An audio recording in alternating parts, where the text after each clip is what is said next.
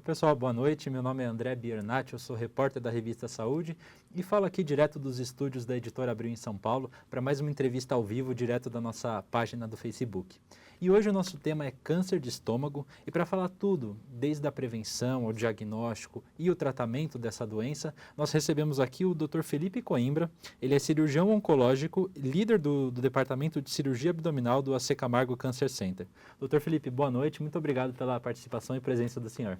Boa noite, André. Obrigado por eu estar aqui e boa noite a todos que estão participando. Fico à disposição para todos os esclarecimentos que surgirem. Perfeito. Antes da gente começar, alguns recados iniciais, a gente está ao vivo, então eu estou aqui com o meu celular em mãos, mandem as suas perguntas, escrevam aí nos comentários, tudo que vocês quiserem saber sobre câncer de estômago que eu repasso aqui para o Dr. Felipe, a gente vai conversando aí sobre o tema. Dr. Felipe, uma primeira pergunta, segundo os dados do Instituto Nacional de Câncer, o câncer de estômago são 21.290 novos casos todos os anos no Brasil e 14 mil mortes.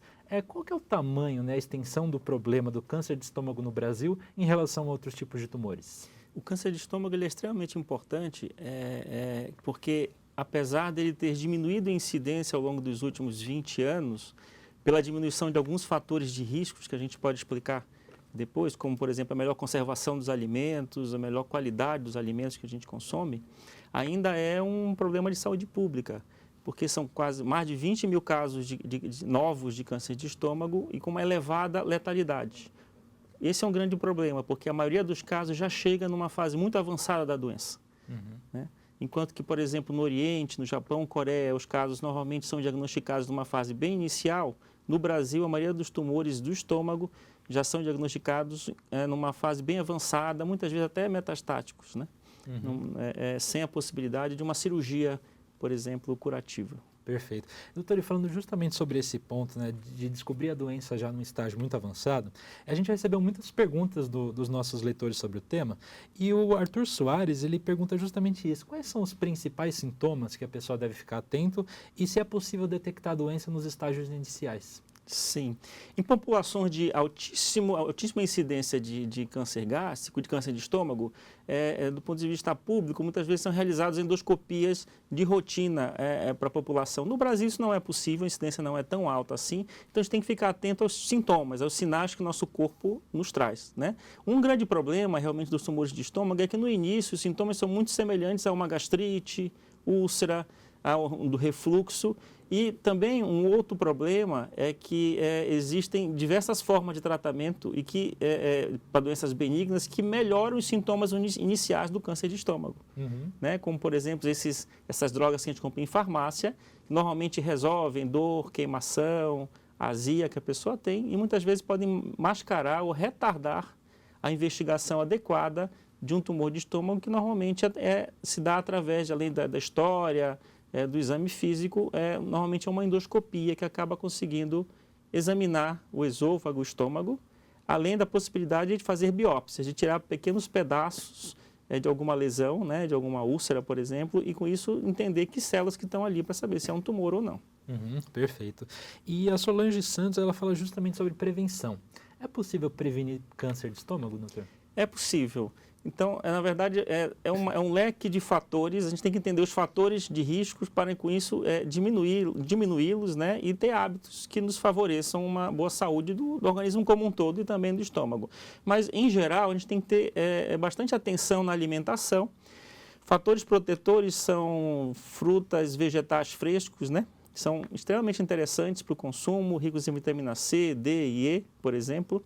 A gente não está falando de deficiência, nem o consumo exagerado das vitaminas, mas o consumo habitual na alimentação do dia a dia. E evitar ao máximo nos alimentos, aqueles alimentos em conserva, alimentos defumados, carnes salgadas, conservadas em sal, que contêm algumas substâncias que são cancerígenas, a gente chama de nitrosaminas, os derivados da proteína da carne, por exemplo, e que aumentam o risco do desenvolvimento de câncer gástrico. Enquanto que aqueles alimentos, as vitaminas, as frutas, favorecem, elas quebram o efeito desses cancerígenos na alimentação. E com isso a gente consegue realmente ficar dentro do que é evitável, mais seguro. Um outro fator que a gente sempre tem que lembrar é o cigarro, o tabagismo, né? A gente lembra do tabagismo apenas como um fator de risco para o câncer de pulmão, mas não. Ele, inclusive, é um fator de risco para câncer de estômago. Ele pode aumentar o risco de câncer de estômago em até 3 a 4 vezes em relação a uma população, por exemplo, que não o faz. Perfeito. Doutor, o senhor um pouco antes estava falando sobre a questão da endoscopia. E a Daniela Carvalho pergunta justamente isso. Quando é indicado fazer uma endoscopia? A endoscopia é indicada a partir dos 40 anos, principalmente para pessoas que têm azia, queimação, má digestão, que são sintomas relativamente vagos. Mas a endoscopia ela deve ser individualizada, ela deve seguir a orientação individual do médico que conversou e que examinou o paciente. Mas, no geral, em tese, a gente tem que ficar atentos a sintomas persistentes de queimação, azia, má digestão e também outros sintomas como emagrecimento de causa não explicada, anemia, né? Além desses fatores, em qualquer idade, sangue nas fezes, dores abdominais persistentes ou sintomas que mudam ao longo da sua vida. Você está acostumado a, eventualmente, ter uma queimação, por exemplo, de repente começou a piorar.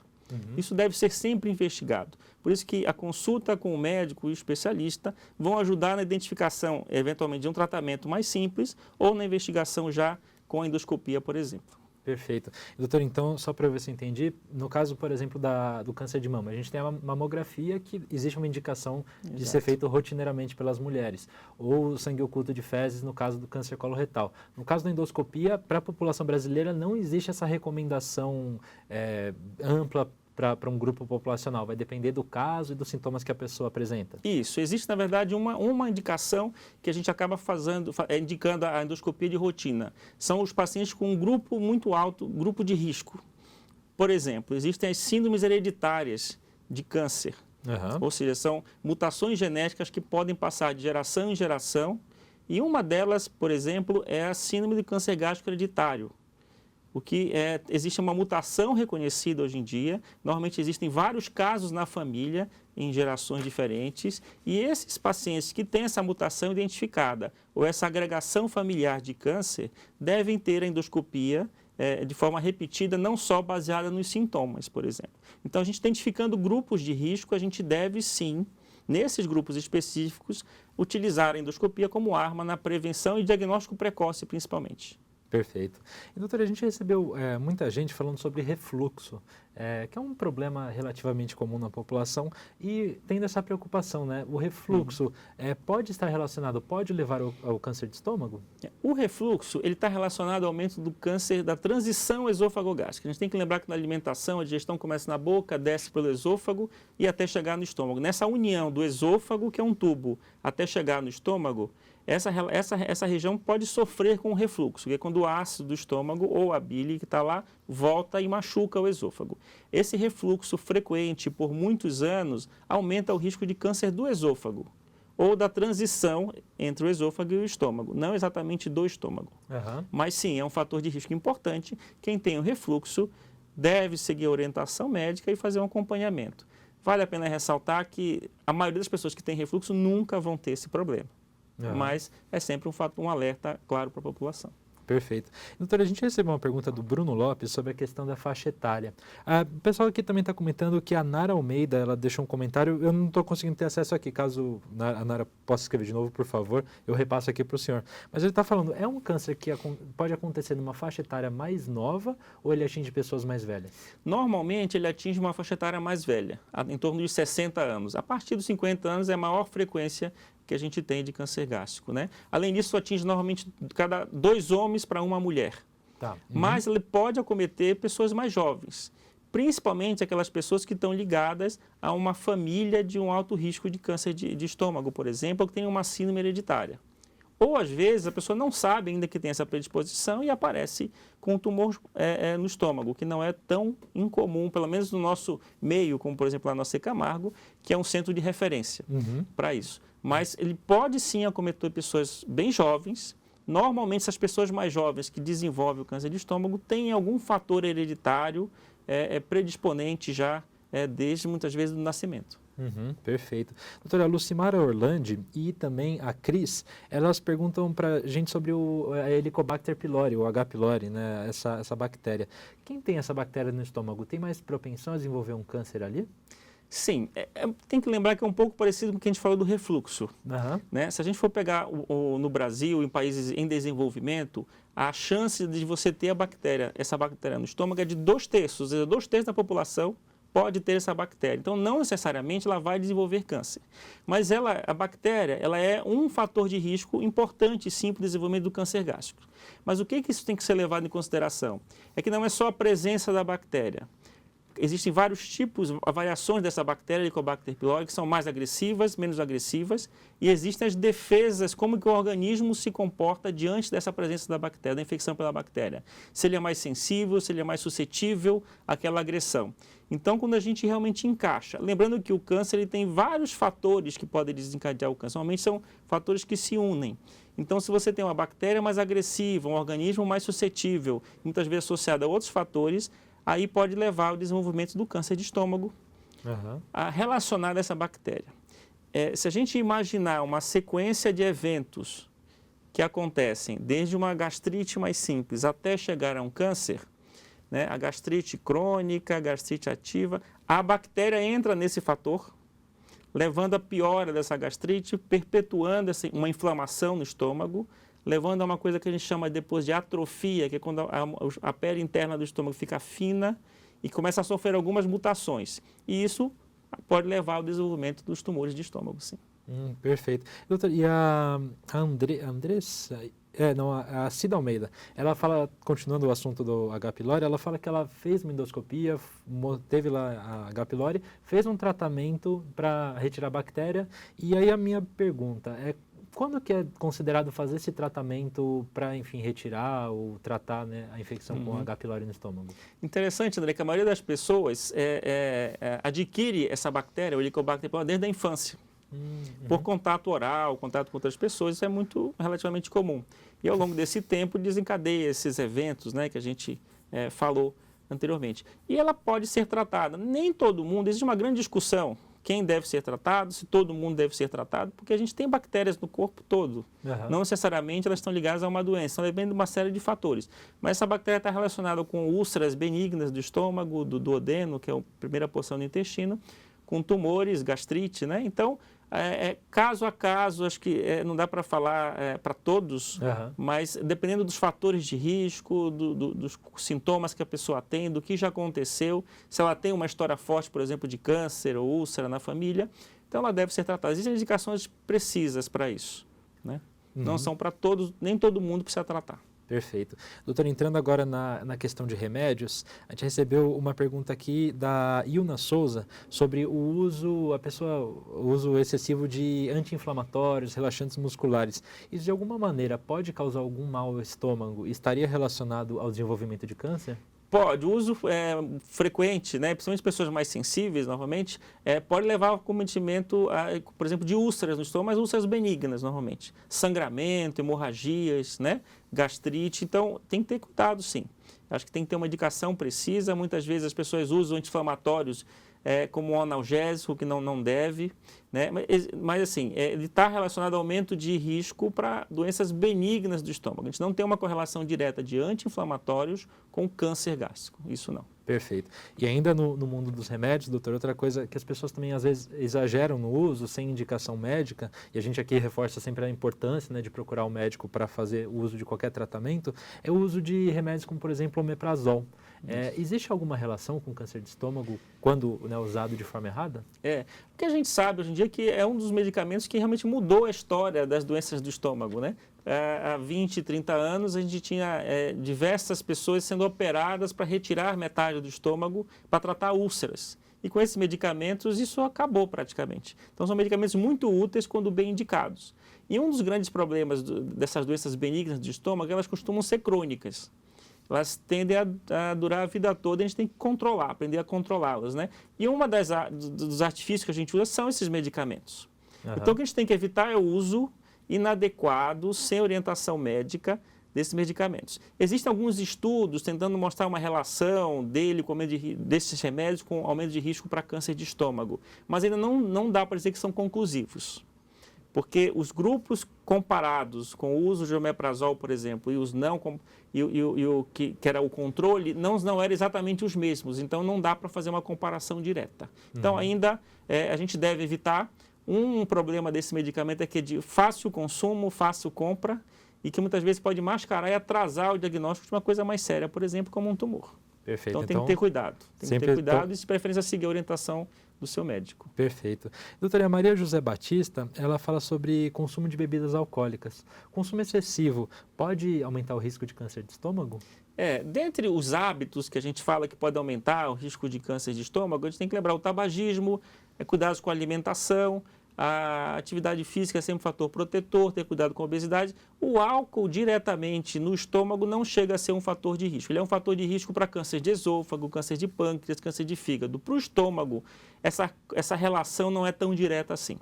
Então, a gente está mais preocupado com esses outros fatores, com a H. pylori, com a alimentação, alimentos saudáveis, do que com o álcool em relação ao estômago. Lembrando que o consumo exagerado de álcool, a partir de um certo nível, ele é potencialmente de risco para o desenvolvimento de diversos tipos de câncer. Não especificamente o estômago. E a Gigi Alves fez uma pergunta curiosa sobre roer unhas. Ela fala, roer unhas pode levar a algum problema como câncer de estômago? Interessante, isso é bem comum, mas principalmente em crianças, mas não, a gente não consegue ter essa relação de roer unhas. O que a gente pode eventualmente discutir é que existe hoje vários estudos tentando relacionar a nossa microbiota, que são as bactérias que a gente tem no corpo, com aumento de risco para alguns tipos de câncer. Para o estômago, isso não é bem definido, e a gente não sabe o papel que, eventualmente, as bactérias que a gente tem na mão, na unha, poderiam ter alguma influência nisso. Mas essa relação não é muito clara, quer dizer, na verdade, não existe até hoje. Perfeito. Doutora, e a Soraya, ela fala sobre a questão hereditária. Câncer de estômago, quem tem um caso na família deve se preocupar um pouco mais? A gente deve ficar atento para os casos, principalmente para pelo menos pessoas mais jovens, abaixo dos 40, 50 anos, que têm câncer de estômago, já chama atenção. Para pessoas que têm mais de um caso na família, para parentes de primeiro grau. O que isso quer dizer? Para os pais, irmãos ou filhos, Então, se tiver pelo menos um caso em pessoas mais jovens, ou 2 casos em qualquer idade, já deve alertar e deve investigar isso. Aí tem que ir num especialista, num oncologista, um oncogeneticista, para orientar e fazer os exames adequados, porque para cada síndrome hereditária de câncer, por exemplo, existem exames mais adequados para a prevenção de determinadas doenças. Não são iguais. Então, a gente deve ficar atento, fazer um diagnóstico adequado, para com isso planejar o tratamento, igual a gente faz para tratar um câncer. Perfeito. Mesma coisa na prevenção. Doutora, e a Marli JC, ela fala sobre pólipos no estômago. É normal ter pólipos no estômago? Já é um indício de câncer? O que significa? É bem interessante essa pergunta, porque a gente ouve falar mais de pólipos no intestino. Aquela indicação de fazer a colonoscopia para prevenir câncer de intestino, mas no estômago a gente não tem a necessidade de fazer endoscopias para identificar pólipos de rotina, mas quando existem esses pólipos, a gente tem que ficar atento sim. Pólipo também é como se fosse uma pequena verruga no estômago, mas existem vários tipos, nem todos são iguais. Então, os pólipos do tipo adenomatoso, esse nome assim não precisa lembrar, mas adenoma, ele aumenta assim, ele é uma lesão pré-maligna que deve ser retirado. Normalmente isso é feito com endoscopia. A própria endoscopia normalmente resolve. E existem pólipos que são pequenos tumores, normalmente que a gente chama de tumores neuroendócrinos do estômago, e que na grande maioria das vezes também com a própria endoscopia já consegue tirar e resolver o problema. Mas quem tem tendência a ter pólipos no estômago devem muitas vezes ser acompanhados. E às vezes os pólipos do estômago podem estar relacionados aos do intestino também.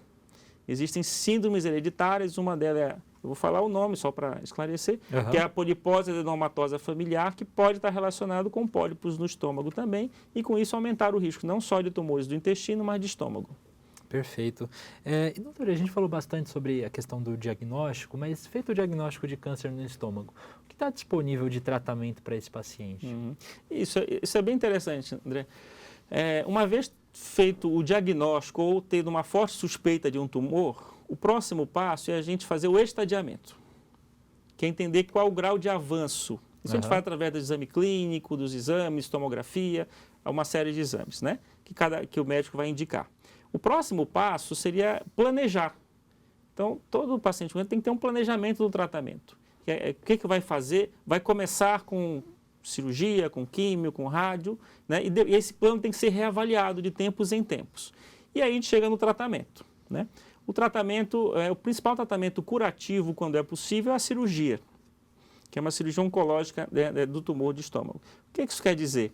É uma cirurgia que não é igual a uma cirurgia de úlcera benigna, por exemplo, de uma úlcera benigna no estômago. A cirurgia oncológica ela tem critérios que levam ao melhor resultado. Então tem que ter uma margem de segurança tridimensional em todas as direções, tem que ter uma limpeza dos linfonodos, ou seja, dos gânglios que a gente tem ao redor do estômago, porque muitas vezes tem células que saem do tumor e caem nesses gânglios, são os primeiros locais que isso pode acontecer. Né?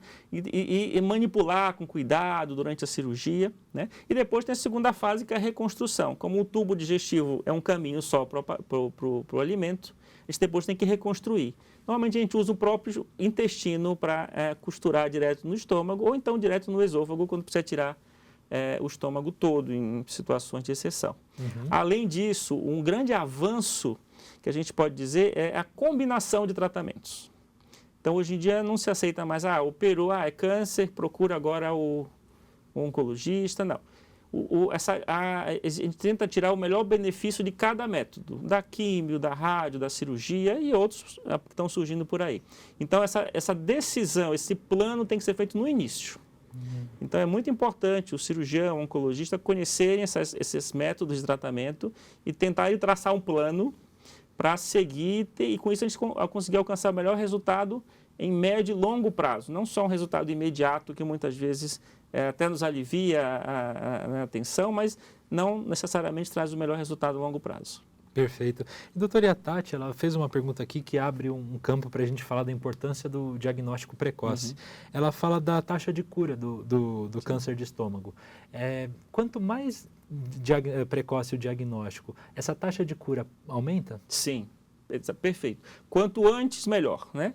É justamente esse estadiamento. Quanto mais inicial, mais localizado, melhor as chances de cura, que podem ser feitas com uma cirurgia adequada. Só um parênteses aqui, em relação à cirurgia, eu acho que vale citar, por ser o principal tratamento curativo, é que hoje em dia as mesmas cirurgias que a gente fazia antes, a gente consegue fazer de forma menos invasiva.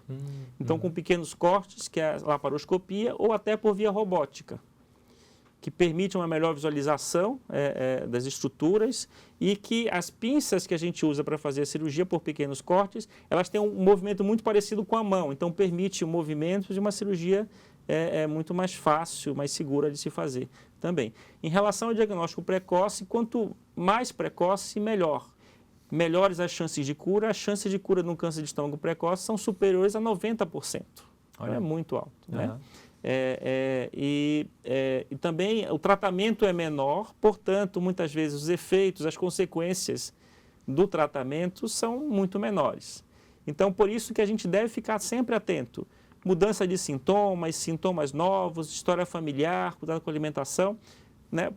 Se tiver alguma mudança, a gente já investigar e tentar detectar no melhor momento possível. O tempo que o paciente é tratado faz toda a diferença, desde que o tratamento seja especializado e adequado, né?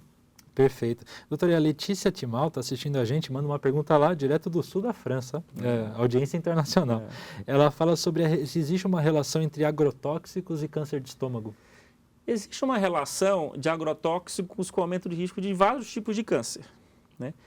Com o estômago exatamente não tem, difícil a gente ter essa comprovação, mas tem uma ligação muito grande com tumores hematológicos e pode aumentar, em princípio, vários tipos de câncer, porque são substâncias que contêm, e esses agrotóxicos vão nos alimentos, então é um outro cuidado que a gente tem que ter, lavar bastante os alimentos, né? Saber a origem desses alimentos, porque o consumo frequente, sem a gente perceber ou saber desses agrotóxicos, pode aumentar o risco de câncer. E acredito que para o estômago seja da mesma forma. Não é um dos principais fatores que a gente correlaciona para desenvolver o câncer de estômago, mas é importante. Perfeito. Doutora, a gente recebeu muitas perguntas nesses últimos minutos, pessoal relatando muitas queixas de azia, dor no estômago, coisas assim gerais, né, que podem ser várias coisas. O que o senhor orienta essas pessoas fazerem? São muito comuns esses sintomas, ainda mais com a vida moderna, alimentação inadequada, né? Primeiro, acho que são sintomas persistentes que se está incomodando, tem que procurar um médico, tem que investigar. Não pode ficar mascarando ou simplesmente medicando sem saber exatamente o que está acontecendo, né? Então, minha sugestão são sintomas persistentes ou que apareceram mais precocemente, tem que procurar um médico e investigar de forma adequada. Não dá para ficar só controlando em casa, enquanto isso eventualmente pode ser uma coisa mais grave e evoluir, ou então ser uma coisa mais simples e que tratá-la de forma adequada, ter uma qualidade de vida melhor também.